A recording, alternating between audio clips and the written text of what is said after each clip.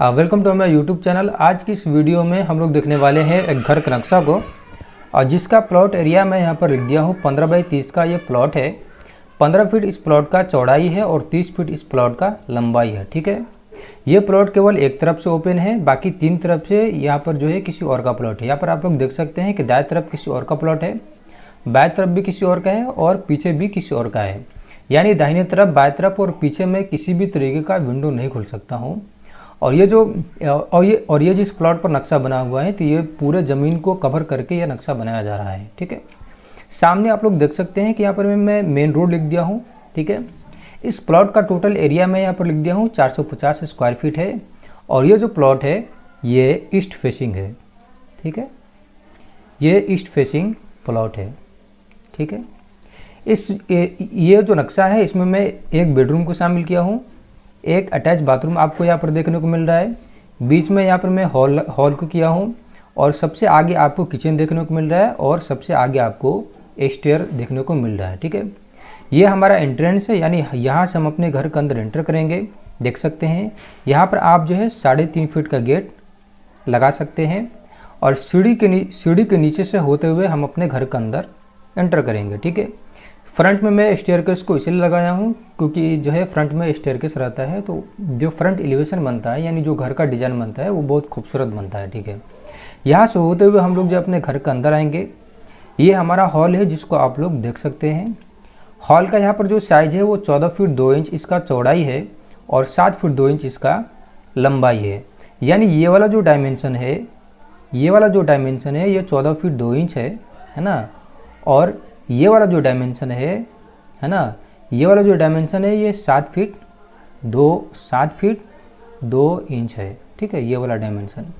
Staircase का जो overall width है, यानी यहाँ से लेकर के यहाँ तक इसका जो विड्थ है ये 7 फीट 3 इंच है। मैं इसको यहाँ पर डिटेल्स लिख देता हूँ स्टेयर का। तो स्टेयर का जो है जो ओवरऑल विड्थ है वो 7 फीट 3 इंच है, और स्टेयरकेस का ये वाला जो विड्थ है ये मैं यहाँ पर 3 फीट 6 इंच रखा हूँ, है ना। इसको मैं रखा हूँ 3 फीट 6 इंच ये वाला, और इसका जो राइजर है इसको मैं यहाँ पर रखा हूँ 7 इंच, और इसका जो ट्रेड है इसको मैं रखा हूँ यहाँ पर 10 इंच। ठीक है, ये स्टेयरकेस का डिटेल्स मैं आपके सामने लिख दिया हूँ। ठीक है, अब आप लोग देख सकते हैं कि यहाँ पर सामने आपको किचन देखने को मिल रहा है। ये हमारा किचन है, और किचन का साइज़ मैं यहाँ पर लिख दिया हूँ। ठीक है, 8 बाई 6.5 का किचन है, और 8 फीट ये वाला जो डायमेंशन है ये 8 फीट है, और ये वाला जो डायमेंशन है ये 6 फीट 6 इंच है।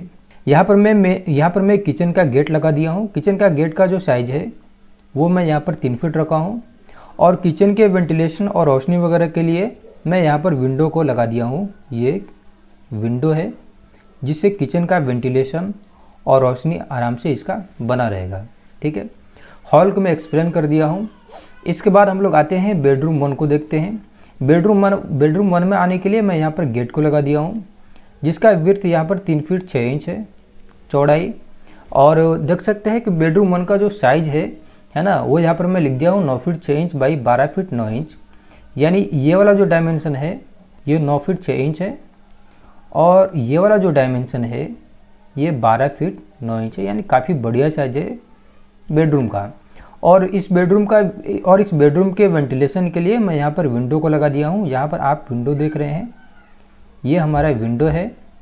ठीक है, जिससे इस रूम का प्रॉपर वेंटिलेशन हो जाएगा। इसके अलावा पीछे के साइड में यहाँ पर आपको अटैच बाथरूम देखने को मिल रहा है। ये हमारा अटैच बाथरूम है। इसमें जाने के लिए मैं यहाँ पर गेट को लगा दिया हूँ। इस गेट का जो मिनिमम विड्थ होना चाहिए वो 2 फीट 6 इंच होना चाहिए। मैं भी यहाँ पर 2 फीट 6 इंच रखा हूँ। इसका साइज़ हम लोग देख लेते हैं। 8 फीट 5 इंच इसका लंबाई है, और 4 फीट 3 इंच इसका चौड़ाई है। यानी ये वाला जो डायमेंशन है ये 8 फीट 5 इंच है, और ये वाला जो डायमेंशन है यहाँ पर मैं 4 फीट 3 इंच में लिया हूँ। ठीक है, तो ये हमारा 15 बाई 30 का जो है एक नक्शा है। बहुत ही खूबसूरत नक्शा है, और कम एरिया में बहुत खूबसूरत है।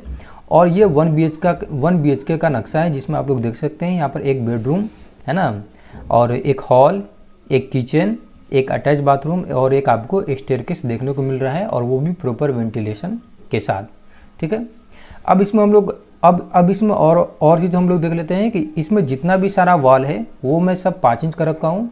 ऑल वॉल का जो साइज है यानी जितने भी दीवार है वो सब 5 इंच का है ना, एक्सेप्ट फ्रंट वॉल। यानी फ्रंट वॉल जो है वो यहाँ पर मैं 10 इंच का किया हूँ। ये वाला वॉल 10 इंच का है और इसको छोड़ करके बाकी जितने भी सारे वॉल है वो यहाँ पर मैं 5 इंच का दिया हूँ।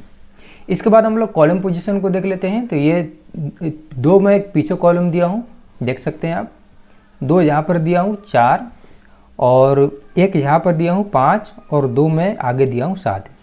यानी टोटल जो कॉलम है यहाँ पर जो कॉलम है वो 7 है और इसका साइज जो है मैं यहाँ पर रखा हूँ 10 इंची बाई 10 इंची। ओके, इसमें आप जो है 10 mm का सरिया आप लगाएंगे, सॉरी 12 mm का आप सरिया लगाएंगे इसमें और इसमें 4 लगाएंगे, ठीक है।